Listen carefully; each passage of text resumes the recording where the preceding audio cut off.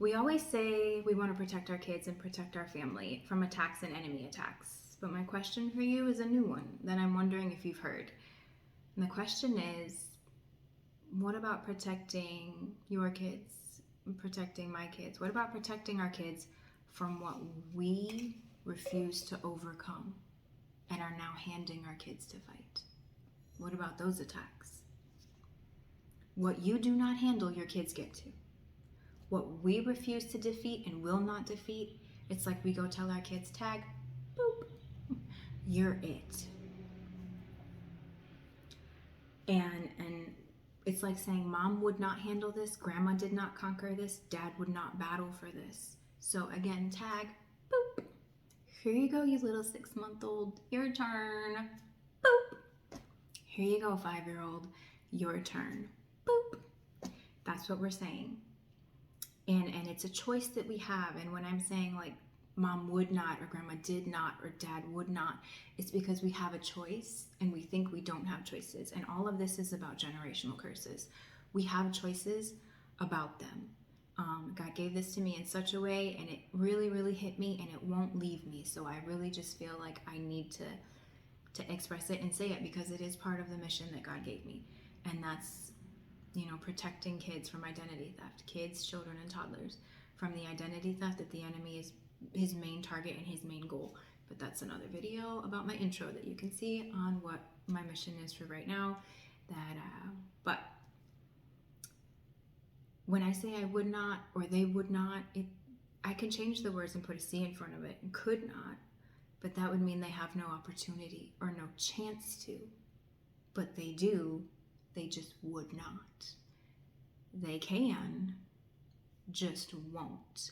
And it doesn't matter what the curse is. It doesn't matter how long the generational curse has been there. The longer it's been there, the stronger we think it gets. That's the key. It's all about a mirage that's put in front of our faces. But God gave me this really clearly, and I just want to share it with you guys real quick. And I hope that I can express it in a manner that brings glory to God, and that He wants me to say and how He wants me to say, and that it really kind of touches you in your own life and how God really wants to speak to you. So again, this is just about generational curses. We all know they have to be broken. We all know that. That's not something new. They have to be broken. But my question was new, and most people don't ask that question, is let's protect our kids from the enemy's attacks. But what about the attacks that you gave them? And then it's like, I would never. Yeah, you did. The generational curse that you passed down, that you got from grandma and mom and dad and grandpa and greats and great-greats, those that you have to fight, that you're not fully handling, you're giving to your children. It's point blank. You're giving it to your children. Now they have to. And we don't look at it that way, and we don't see it that way, but that's how it is. And so that's why this question is presented to you in a different way. You want to protect your children, and you want to cover them. Are you covering them from what you gave them as well? From the generational curse that you passed down, that you keep seeing come out each time they kind of say a little bit something, or they look at you a little way, you kind of see that like, or the way that they're handling or processing emotions, and you're like, it's a little frightening. Please don't be like that. And it's like, have you conquered it yet? You have to face it first. So, like I said, we all know curses come from somewhere in the family line, and they go from person to person, from greats to grandmas to parents to children, and they keep going down the line. But here's where a lot of people, including myself, got it confused, and this is where another powerful thing that God showed it to me. And He said, these things aren't gripping your family. You're gripping it. And I said, no, I'm not choosing to grip this. This is not what's happening. Let me tell you, this has gripped my family for many years. And He goes, no, it hasn't gripped them. They grip it, and then they pass it. So the way that God gave this to me is a really great visual. If you've ever seen a relay race, they have batons, and they're running around in a circle, and they're handing off the baton to the next person. So they're running, and it's baton, here you go. They grab it, and then they're running. But see, the two people have to be holding it at the same time in order for it to be an exchange. Get there in a minute. If anyone already got there, you're there. But they're just running, and then they pass it to the next person. And so God kind of gave that to me to visualize as a runner, and I'm running, which I'm not a runner. You would not see me running anywhere. But that this race goes on, and they go in a circle, and they have these batons, and God is saying, like this is the baton that they have, and it's saying, you think this is what's gripping your family? This is, you guys see this? Yeah. Can this grip me? Is it like, let me just, it's gonna grow arms and legs. I tell you what, it's gonna grow some arms and some legs in a minute, and it is gonna grip and like just hold and be like, you're not going to leave. It's a baton, okay? It's not gripping me. My hand's on it. My hand is holding it, or there would be no grip. So this goes from the person running, and then they hold, the next person gets it, and then when they have a good grip on it, the other one lets go, and it keeps going. This is what God showed me is what we're doing in generational curses, but we don't know we're doing it because we're not acknowledging them, we're not paying attention to them, and we also are not defeating them. And we think it's not on purpose, but it is on purpose. So what he showed me was this baton. I have this baton, and I'm gripping it. In a relay race, they hold on to it all the way until they win the race. But in generational curse, we think this is gripping us, but we are gripping it. And then we hand it to the next person and say, here you go, daughter. Now your turn. I pass the generational curse on to you. And then they keep going. And then they keep handing it down and handing it down and handing it down. And we're like, it's got such a grip on us. But if you guys can still see this, my hand is still on it. My hand is still here, and I have every reason to hold on to this because it's been given to me and it's been passed down. It does not have a grip on me. I have a grip on it. I am gripping this. And the only reason this generational curse keeps going around in a circle, around the track, lap after lap, going person to generation, the only reason this keeps happening is because no one has decided to drop the baton. I'm not saying it's easy, but no one's, and that's how simple it is. And I really don't like when God shows me things sometimes that way, because I'm like, you hurt my feelings. Like, now my feelings are hurt, and you make it seem, and God's not trying to make us feel special. In my head, that's just kind of what he sounds like, because to each person he sounds different. But to me, it's like, yeah, you want to drop it? No? Okay, yeah. Oh, is it starting to manifest in your child? That's cool. You want to drop it yet? Or do you want to watch them hold on to it and give it to the next? And it's like, well, when you put it that way, I guess I could just kind of like put it down. It's not, and it's like, okay, right, we're getting somewhere. But this, no one's decided in the family line to just do this. So it goes circle, lap after lap, person to person. But when I drop this baton, I'm releasing my grip of it. So it no longer has any power, because first of all, it didn't have any in the first place. It only had what I gave it. But when I let go of it, I let my grip go of it. And I can ask God to make sure that I don't pick it back up again. Not to say, God, help it not to get me. I have authority over it. I can step on it with both of my feet and put on some stilettos and make sure I crush it real well with that heel. I have every chance I can do that. I'm able to do that. God gives me the power to do that. So we need to stop gripping things and these generational curses and passing them from child to child, from parent to grandparents, children, everyone. We need to stop and just simply let go of the baton. Now, when God was telling me this, he was also telling me about, and people like parents and grandparents who then look at their children or their grandkids and they go, you see what they're dealing with? See? That's a shame. That is just a shame. And their nose goes so far up into the sky that they then have to turn their head like this, and just because their nose is straight up. And you're just like, oh, don't get it twisted, Grandma. John's not that way just because, he fell into a group of bad friends, which could be true. But this came from you. You just didn't want to deal with it. And then you passed it to Mom, who then passed it to John. Don't get it twisted. The parents and grandparents, I see them all the time, and I'm even guilty of it, where we just go, I have no idea where that kind of battle could be coming from in my child. I don't know how the enemy could attack them in that way. Like, how could this be happening? And then it's like, there's that generational curse that you're like, no one knows. It's a complete secret. No, it's not. Even if you see nothing on this baton, there's still something written on it, and it still goes from parent to child to grandchild to then great-grandchild. This baton keeps moving in the family until someone names this sucker, till someone says, I'm done.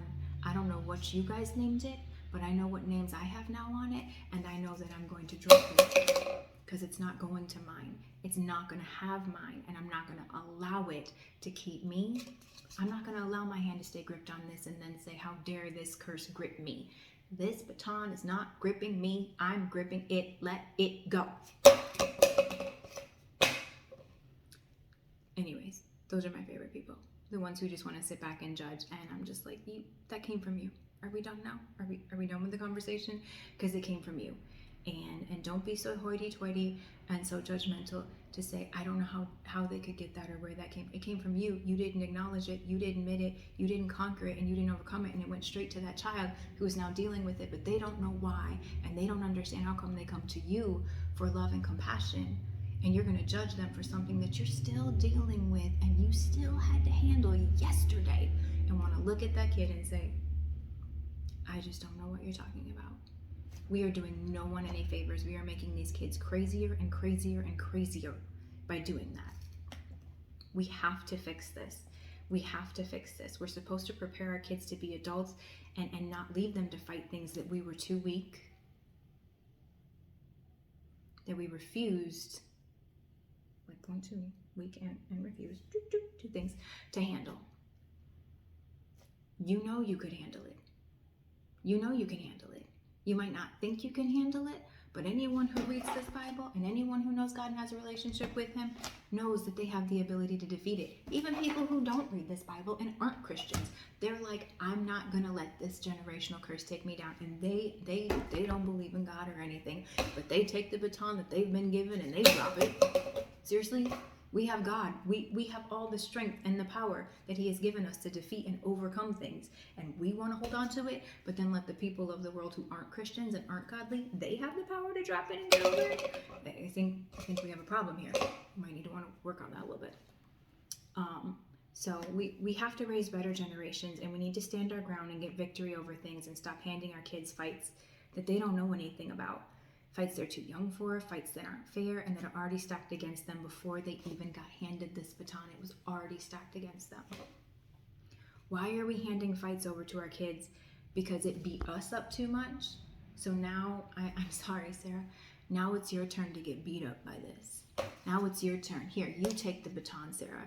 You get beat up by this, because mom got beat up a lot, and she's kind of tired of getting beat up by this thing. This generational curse has worn her out. Sarah, your turn. Wait, Sarah's 3. Okay? That's how we look and that's how we sound. And no matter what you say, that's how we look and that's how we sound. I do that to myself. I say these things to myself, and God's working these things out through me. So there's no, judgment, condemnation. This is just coming from, this is the ability God gives us. Why are we gripping these things? Why are we allowing them to confuse us? Why are we letting the enemy create a mirage that this is holding me? That this is gripping. I'm just saying, it doesn't grip me. Even if I try to do this, it's gonna roll out. It's not gripping me. I'm gripping it because it was handed to me. I don't have to keep holding it.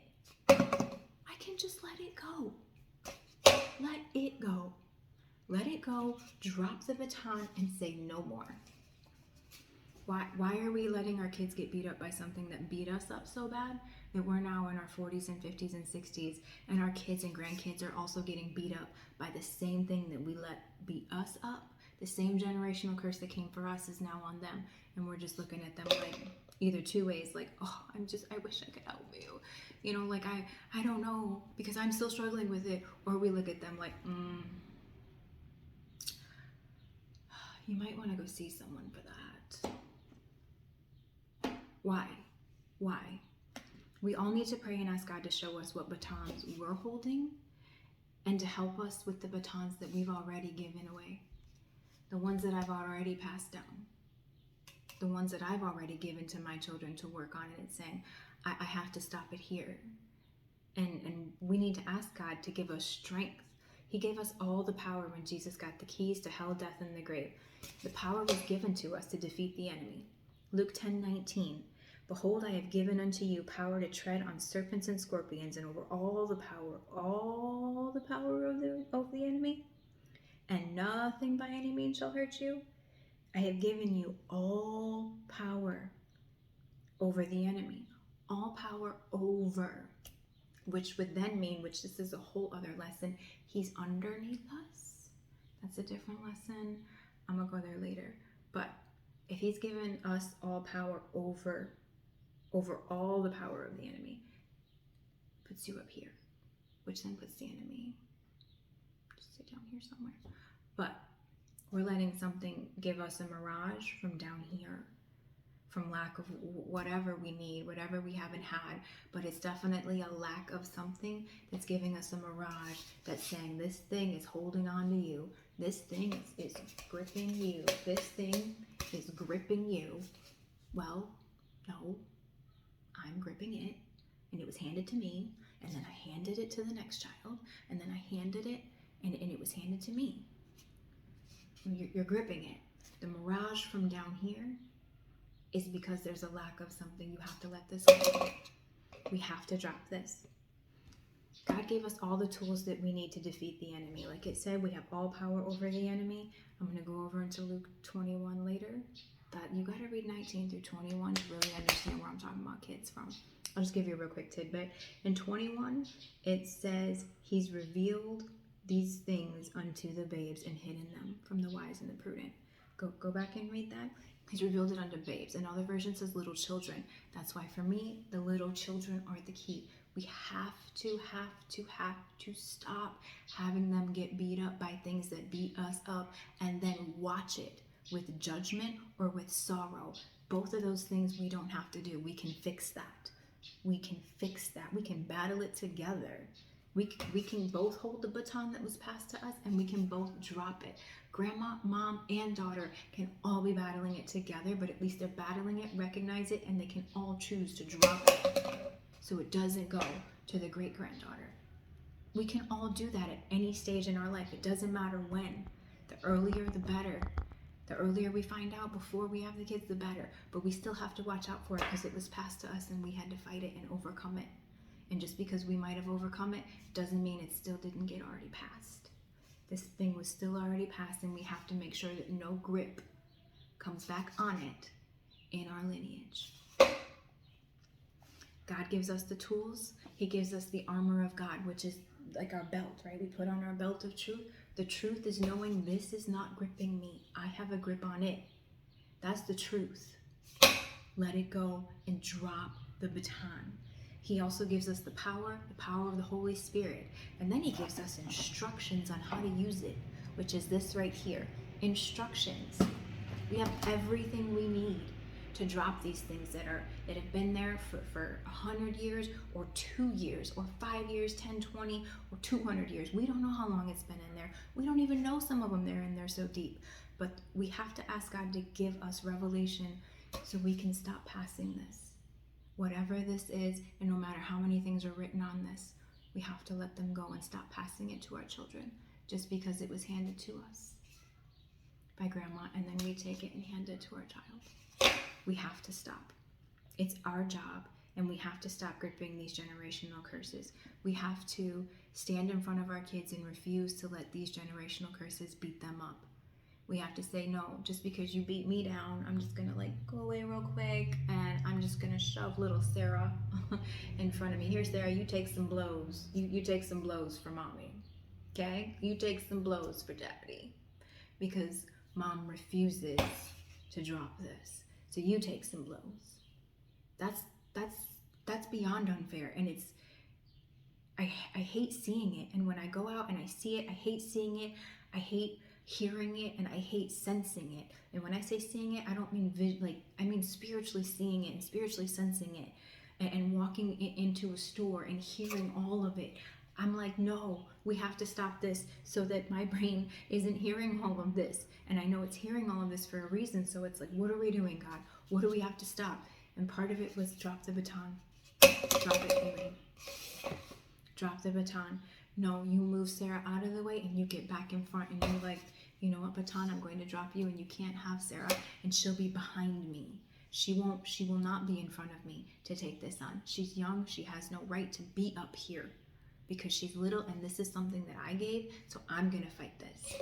I'm going to let this baton go, and with God's strength, I'm going to not pick it back up because I'm gripping it, and I refuse to grip it anymore. We have to refuse to pass another generational curse. We have to refuse to pass one more thing around, another lap, like in the relay race. No more laps, not another person, not another lap, not another generation. We have to drop our batons and stop and say, I refuse. No more of my lineage. No more of my lineage will take these generational curses or these curses that have tried to kind of peek in. No more. I take this baton and I say whatever is written on here, all the little tiny words and even the little blank spots where there's just little white spaces that are the secret ones that we don't really talk about, that we don't know, that it's kind of maybe sort of not sure, but the little blank spaces on here, we go, I drop all of that. I drop all of that and I give it to God, and I go, God, you give me strength so I don't pick that back up, so that my little Sarah, my little John, my son, my daughter does not ever have to get beat up the way that I did.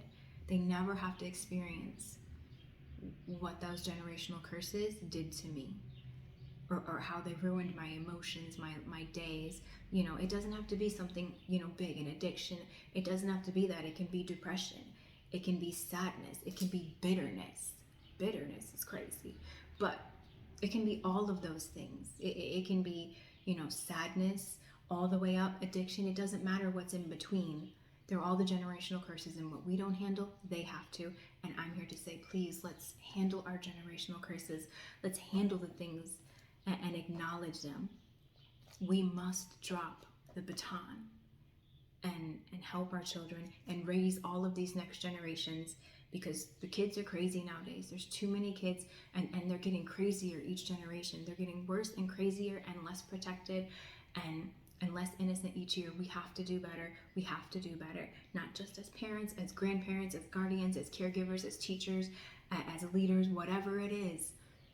We have to do better, and we have to take this and we have to drop it.